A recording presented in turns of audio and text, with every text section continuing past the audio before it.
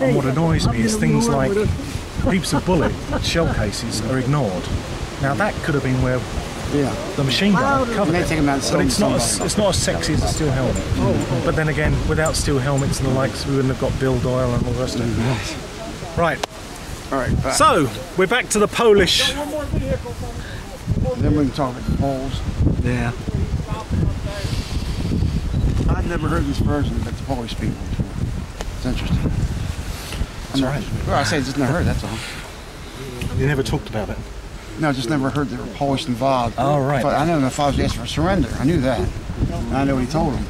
But I never heard of the two Polish people doing it. That's all. Yeah. I didn't know how the Germans got to them.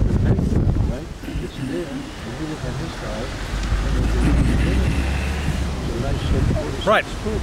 So we've got a German Pole offering surrender terms to an American Pole who's passing it back to Colonel Whiteford. Whiteford, who is quite clearly not in a good mood, says, "Tell him to go to hell, we're holding." Which is quite a big step considering what they could be up against. They've been shelled. The unit, the regiment has gone from 830 men down to 320 by this stage. That's the entire regiment. That's 65% casualties across the whole regiment, most of which will have borne the brunt in these fields on either side. At this stage, they try and get on the radio. They come across Captain Stroud from the 224th Field Artillery, and they pull in all the radios they can find to try and make one out of the different radios that will work. About 5 o'clock, the sound of German tanks and vehicles coming up the road gets louder. Just in time. Fire mission, fire mission. The 224th send out rounds. Now, it could be with smoke, it could be without smoke and a direct hit. It depends which version of the histories you want to read. But whatever it was, with the second burst, bang, it was exactly on target. They poured it on and again and again. Now for these poor fellas who'd been on nothing but the receiving end, this must have been such a delight to give it back to them. Because unlike war films, you don't see the enemy. You just see your dead friends. You hear them. You hear the sound of the weapons. You hear the ballistic crack of bullets going past you. The only German stuff you see is what's captured or been abandoned. So this is payback. The Germans pull back with a bleeding nose. Both sides take this opportunity to breathe. And as it gets dark, General Gerhard realises the situation is tough here. So he calls in the 3rd Battalion. You've got the 2nd Battalion immediately behind, protecting the flank as much as they can. And the 3rd Battalion swings in across from Amy, comes in one of the roads here, and starts moving in to fill in either side, squeezes in between companies A and B, and then starts filling up. And this is in the small hours of the 19th of June. We don't know what happened, but Sam Alsop reckons one of the relieving 3rd Battalion guys dropped a canteen or a shovel, or there was some excessive noise. The Germans quickly twigged something was happening, pour it on again. And it was during that stage my friend Sam was wounded and his war ended. It sliced his shoulder right over. But that was it. The 1st Battalion were relieved. Colonel Whiteford handed over command to Major Shorey, Captain Shorey as he was at the time, of the weapons platoon. And he was handed over, the regimental went to Commander Ollie Reed. The 1st Battalion were pulled back, the 3rd Battalion moved in, and over the next few weeks every regiment cycled into this position, which was like a big finger pointing towards St. Lo, begging to be snipped off, but also forming the shoulder of what became the Villers Facade salient. And the Villers Facade salient runs over here, all the way through, and was here for at least 2 weeks, during which time they pumped the 3rd Armoured Division at it, the 115th. They all had a crack at trying to push this German regiment out, and finally succeeded. And that concludes Hill 108, I'm afraid. Very good, thank you. Thank you. Yeah. How many men were there in Germany? We don't know exactly. But the fighting was particularly harsh. People did strange things under combat. My friend Sam, who was working in these fields over here, recalled they'd just pulled back and a shell hit the hedgerow behind them, and there were 3 or 4 of them in a sunken ditch. The blast knocked him senseless, and when he came to, he saw a guy whose name I won't tell you in case his family are present, had taken both his feet off mid-calf. This fellow was obviously in either so much pain, off his face. He pulled out a pistol and shot himself. One of the other soldiers, when the shell came in, hit, it split him from crotch to there, flipped one leg over the other and sent him over the field. And Mr. West, on behalf of the 29th Infantry Division, we'd like to present this coin to you. Appreciate your time and effort, what you've done for this crowd. thank you very much.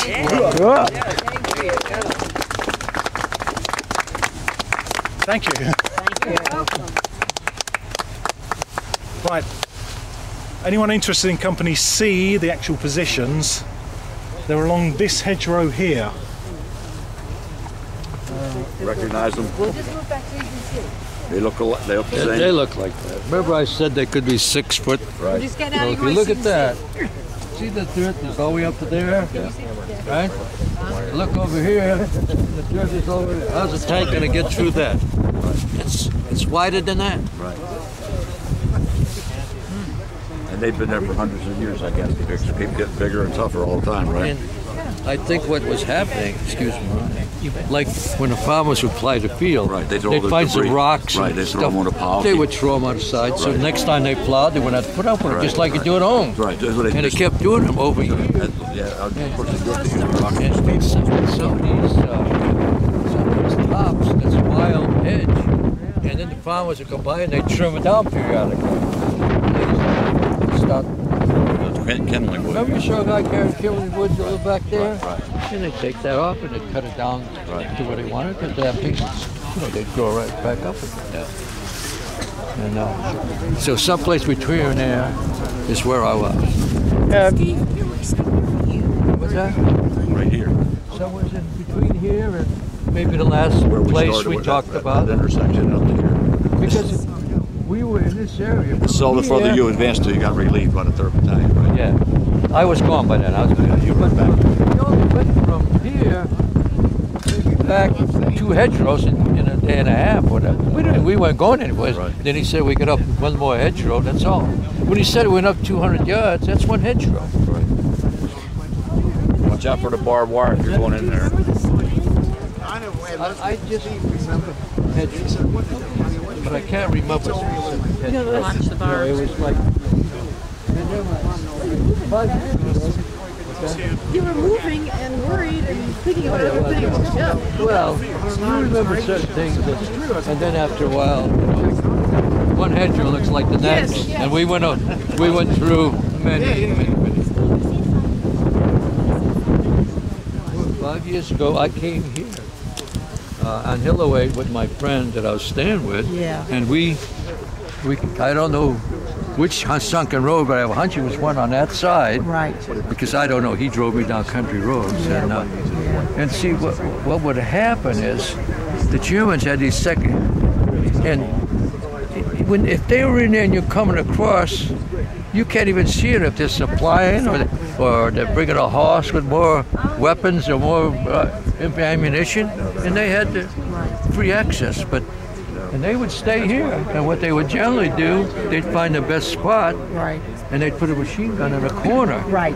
And with a machine gun, what can you do with a machine gun? Exactly. You could cover up from there Exactly. all the way. And there wasn't anybody in that field That's right. that was safe. Right. With That's one exactly machine gun. Right. That's exactly And right. what, I don't know, he's the expert. But Excuse me, did you recognize this? no, Speed 108? No? well, I came here looking. No, I cannot. All I recognize in my mind, I can see that hedgerow. But to say this is the hedgerow, I can't do that. Have the sunken road. Just that's the sucker. Oh yeah, I recognize Sucker Oaks. Yeah. But here's what I wanted to do. I was trying to point out. Watch out for the barbed wire. Let's go all the way back around there and go around. They're walking up. So let's just go. But I want to show you. Remember I said these hedgerows could be... Huh? Walk along the edge, because the farmer may not appreciate it. Well, it's this hedgerow, right? It's a hedgerow, right? Yeah. That's a bunch of crap. Look where it starts. That's it. There. That's 4 feet. Yeah. That's where the dirt is. That's dirt. 4 feet up. And yeah, it's at least 4 feet up. Yeah. And some could be 6 or 8 feet up, depending how much junk they threw there. And if you look, How wide is it? 5, 6 feet? yeah, they could be 5, 6 feet. Yeah. And like Bill Doyle was my son. He remembers it could happen because what the battle was. Say in a field like that, you would come through there maybe with a squad and a half, you know, and the next squad and a half would be the next hedgerow. Oh, gotcha. And so when you come across, they would always let you in about 30 or 40 yards. No, it's the point of no return. Huh? Point of no return. Yeah. They didn't hit you over the hedge. Steve, how do you take a hedgerow then? How do you eventually knock them out? How does it work? Well, we had bazookas, and like you said, they only had 2 left. So once we spotted it, and there's one other thing that I didn't learn until afterwards in reading history. We weren't very smart, or so, whatever you want to call it. A lot of things you didn't very smart. The Germans used smokeless powder, but we didn't. They can spot you around. So they could see the smoke from our guns, but we couldn't see the smoke from their guns. And generally they would put a notch into the hedgerow or punch a hole through, and they would cover that whole thing. And Popping from one area to another, right? so what would happen is we would hit the ground, take the salt. Sometimes you'd be lucky. If I see how this is a little bit low, I think that's what saved my life. When I fell, I hit the place like that was just so Enough grass. The shots were going over my head after I hit the ground. And the grass was up so high. Yeah, it could be grass a little Well, bit. it's not to hide your body. And then you're smart, you play dead, you know? So they go to somebody else. And then what happens, you could either, if we had, radio control, we could call for artillery. But we also had rifle grenades. Yeah. And they would fire like, well, you could hit something pretty good, 100, 200 Where were yards. you hit? Do you remember? Where were you hit? Do you remember? No, I can't pick out the spot. This all looks so much similar. Yeah, it was. See, sometimes the fields were like hay. Some had cows in them. Yep. And sometimes it'd be an apple orchard. And these. Very good. Good. Very good. Thank you. So Steve, you guys would come out here, a squad would come up, you'd have to hug the edges of the hedgerow? Yeah. Well, see, I was a private at that time, but I don't know. The rule always was the 29th or Indian Infantry is keep 10 yards apart. Mm-hmm. Because if you're 10 yards apart, they're not going to waste a mortar shell on you to get one guy. But if you get 4 or 5 guys, like in a group, you'll get some mortar fire. Or you'll get a machine gun fire. But the other thing is, if you do come across, let's say you cross that field and you put a man every 10 or 15 yards, we cover this whole field with a platoon. If we had a full platoon, that is, we didn't. So you try to keep apart so that they won't fire at you, and they won't call in mortar fire on you because they don't want to waste the shell on one guy. That's not worth it. So that's what they would do. And the machine gun. Well, the other thing with Germans is used up so much ammunition at that time. I'm going to give you the sound of 2 machine guns, okay? Here's the sound of an American machine gun. Boom, boom, boom, boom, boom. Okay? That's about 6 shots. But a German machine gun goes like this. The M42s, right? Huh? M42s. Yeah. Maybe faster than that. They'd give you a burst like that. That's great. Thank you. Yeah. Thank you very much. Very much. Go over this. See what You want to walk over this way?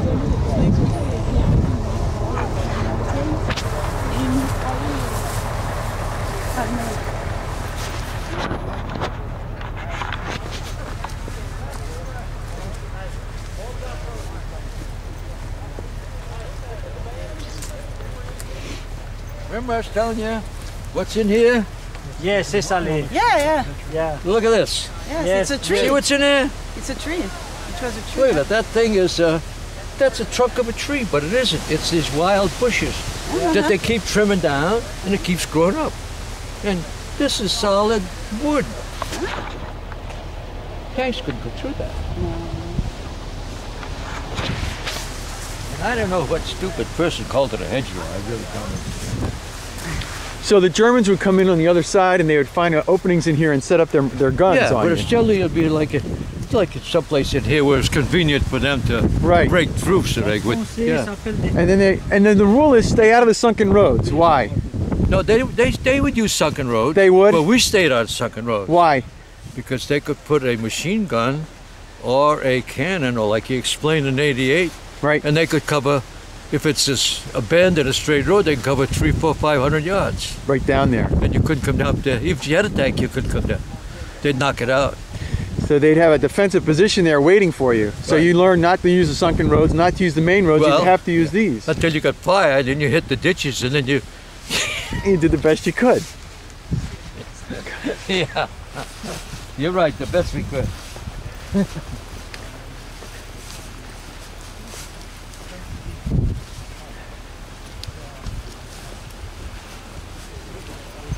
Found the shell. What's that? Found the shell.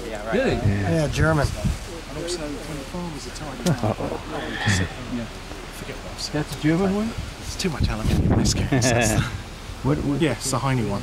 what caliber is that one? 2 centimetre. 2 centimeter. That's like 1 inch, right? No. Oh, really? Sorry, yeah, 20 millimetres. So all that stuff is still here for you guys to find, right? Yeah, I mean, most of that's been picked up and Who's looks this? like it's cooked off. It's yours. Find that today? Yeah, it's found it out here right now. I was just showing them a place back there where I was telling them where the hedgerow is made out of the roots. Yeah. And there was one place where it looked like a tree almost. That's how, like the bushes, Yeah. they were like that big around.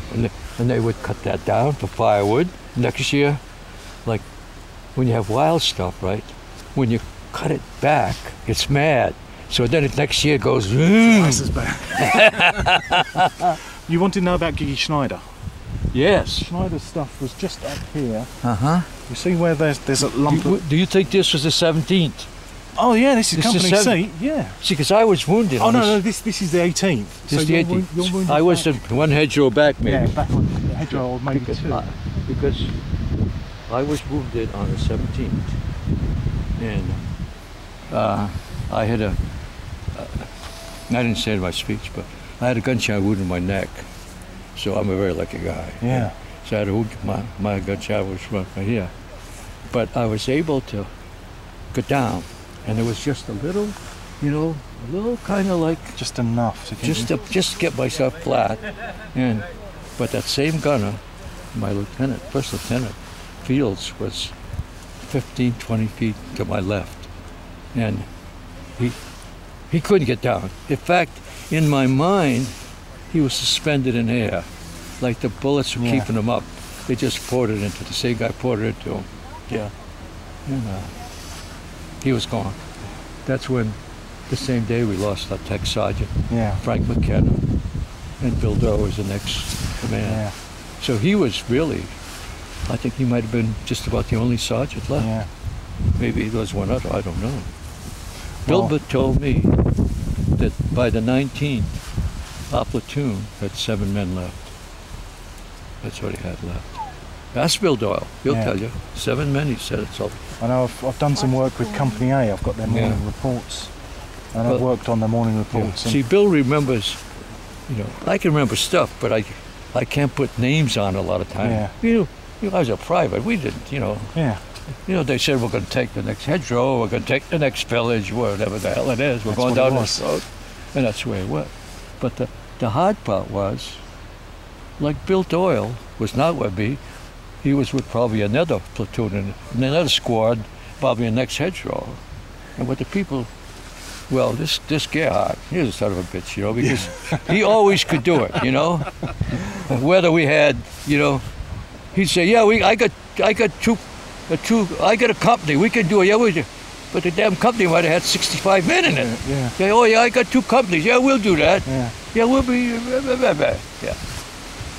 No, but I mean, I don't mean to say that. He was a general, but Well, that's the way it is. if it's any comfort, that's why he didn't succeed after the war. That's why he got busted down. Right. Because I of don't. all the men and lives that he wasted going into the Yeah. war. And Rubbish. Not yeah. filming that. Yeah. I didn't You got to want watch do out that. because, Yeah. like, some guys give me hell because I sacked the Air Force once for the job they did on Omaha Beach. You know, I said they killed every bloody cow in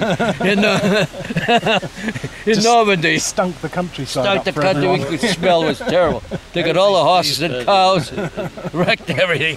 Any of the targets, they bombed all around it, but the target was still there on the infantry. And I was telling somebody, when we were in Bremerhaven, you know, we get to Bremerhaven, and the docks are pretty well shot up, but there sits, I forget the name, but a big ocean liner sitting there right there untouched, you know? Wait till you read Joe Bukowski's next book about Aachen. You still get a different view of You know, that was the man, that was the sergeant gave you that. Yeah, that's a good one too. Good for you. Yeah, I've been wanting to meet you too because There's a phrase, a dog with 2 tails. Yeah. I just feel like that Yeah. at the moment. But you know, Bill Doyle was my sergeant in England, and we come in together. We left Yeah. Trevor, come Yeah. over here, and You were down at St Ives, weren't you? Hmm? You were down at get St down to Ives. St. Ives. Yeah. And you know what I did? I brought my kids, and we've been here since the 28th of May in England. Yeah. We flew to England. We didn't even go to London. Wherever Heathrow is, we left from there and we went west. Yeah. We stopped in Salisbury, Bath, and then we went down Yeah. to Cornwall. And I went, Tidworth Barracks? what's that? Did you do Tidworth Barracks? No, I didn't do that because I wasn't there. Yeah. I mean, we didn't have to. We were tired. It was the first day, Yeah. and we were really tired, so we just kind of had to wrap it up. But then the next day we went down to near St. Ives. Yeah. But I was there for Memorial Day at Treyball. Yeah. That's where we Went loaded on round up. LSTs. Yeah. And I remember, you know, 2 LSTs at a time they were loading, one left, one right, and they'd pull out, and then your 10 would come. And I vividly remember the tractors, not the tractors, but the tanks and the trucks had to back in with a trailer Yeah. behind them, and they backed in so they could Yeah. go forward. Push Yeah, them. right. And That's outstanding. and they gave us. We had a great time there, I'll tell you. Yeah. And I want to thank you for introducing me a couple of people. You know, those people that you put on those Simon in England yeah, to yeah. help us. Yeah, and he met took us Simon- down to Treyball. Simon Smith. Yeah. They And we had were- a ceremony at Treyball. Yeah. I put money that was just foxhole there. Oh, right here. Yeah. See how the side's gone away and it's moulded? Mhm. I put money that was a hole there. So this was probably a foxhole right here. Yeah. Every time you stopped, you dug. Yeah.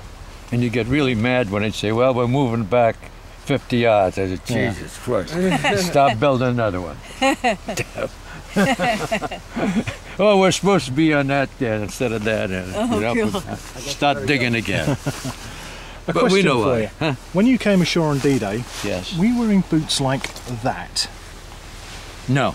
No, you weren't. You had I leggings as thought well. we had those, but it's something of probably. And I was Paul's, and I was talking to a British one of those and actors, Yeah. and I told him we had those, but no, we had leggings and those No, those it's, what do you remember?